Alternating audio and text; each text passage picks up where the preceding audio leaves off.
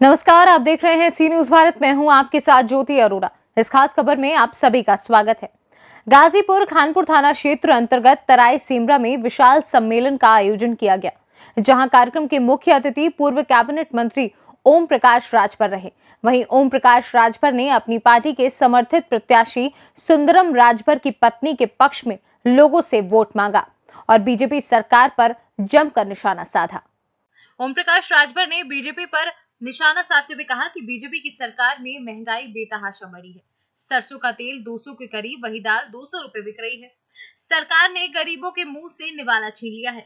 अगर हमारी सरकार बनी तो मैं गरीबों के हित में काम करूंगा। मैंने हमेशा दलित एवं वंचित समाज के लिए काम किया है और करता रहूंगा।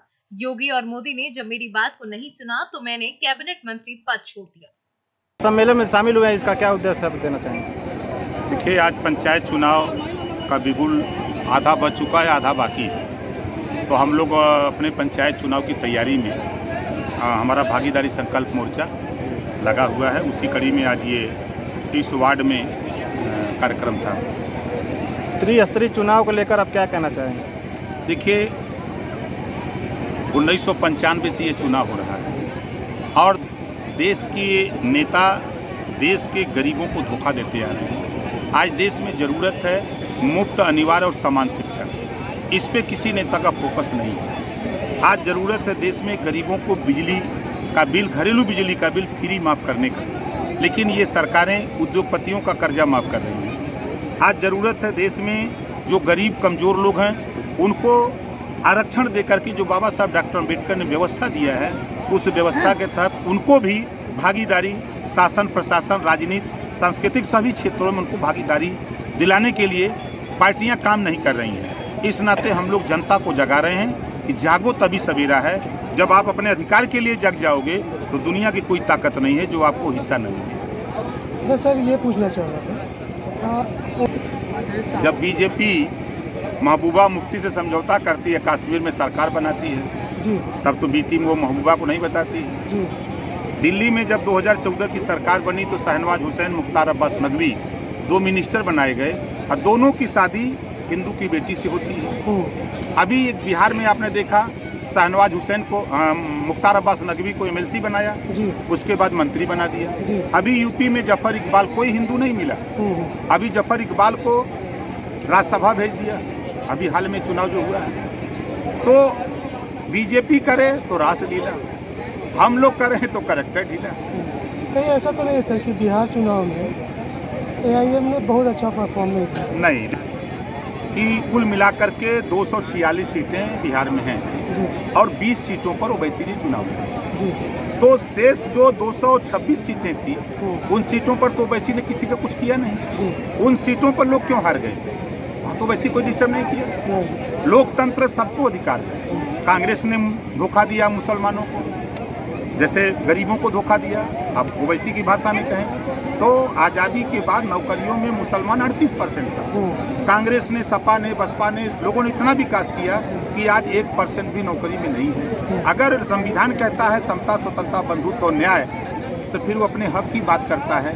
तो हक की बात करने पर लोग तो यही कहते करेंगे कि बी टीम है। तो कल तक तो वो कोई टीम नहीं थी, अब कम से कम बी टीम है। ये टीम में लड़ाई तो होगी। सर, ऐसा अभी जो समीकरण बने हैं उसमें चंद्रशेखर आज़ाद, उनकी पार्टी है, ओवैसी है और अन्य है, तो आपको क्या लग रहा है कि ये समीकरण काम करेगा क्या? घर की संख्या बहुत कम, उसके पीछे रीजन क्या है सर कि कई समुदाय से हट के भी लोग आ रहे हैं? देखिए, विचारधारा की लड़ाई है, हक अधिकार की लड़ाई है। जब हम शामली खड़ा होते हैं, उस इलाके में कश्यप है, पाल है, प्रजापति है, मालई है, सैनी है, साध्य है, राजपूत है, ब्राह्मण है, जाट है, गुजर है, ये लोग बड़ा पसंद करते हैं कि एक नौता नेता है जो सदन से लेकर सड़क तक बोल रहा है और लड़ रहा है।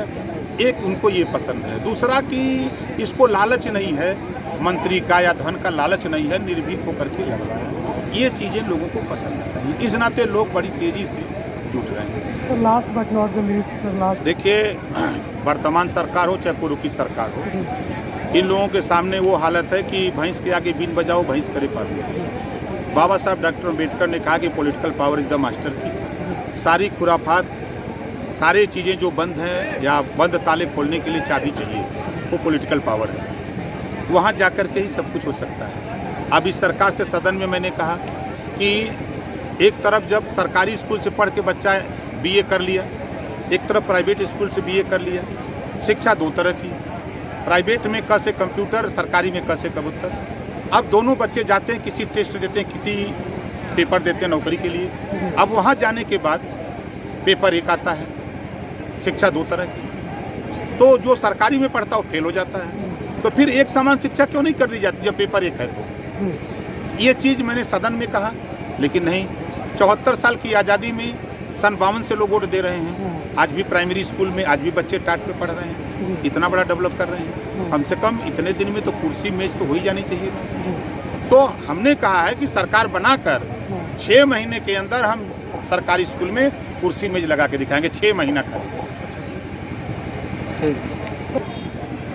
गरीबों को गरीब बनाने के लिए ये सिस्टम लाया गया। इसको रोकने के लिए प्राइमरी के अध्यापकों को, जब मैं भी प्राइमरी का पढ़ा हूँ, जब मैं पढ़ रहा था तो उस समय जनगणना प्राइमरी के मास्टर नहीं करते थे। उनका एक उद्देश्य था शिक्षा दिलाना, वो शिक्षा देते थे। और आज अगर 365 दिन एक साल में हैं तो हमको अंदाज़ा जोड़ डालेंगे तो शायद 1 महीना अध्यापक पढ़ाते हैं। शायद सारा काम सरकार उनसे, कोई भी काम आ गया, बाढ़ आपदा आ गई तो मास्टर लगा दो, जनगणना है तो लगा दो, कोई काम है तो उनको लगा दो, सर काम में वो लग जाते हैं। ये सिर्फ पाबंदी, एक काम शिक्षा वो देंगे, जब वो खाली शिक्षा काम करेंगे तब बेहतर होगा। तो हमारा कि जो बेरोजगार बच्चे घूम रहे हैं, कम से कम अगर जनगणना है तो हम 6 महीना तो उनको रोजगार दे सकते हैं। जनगणना काम उनसे लेंगे, जो भी सरकारी काम है।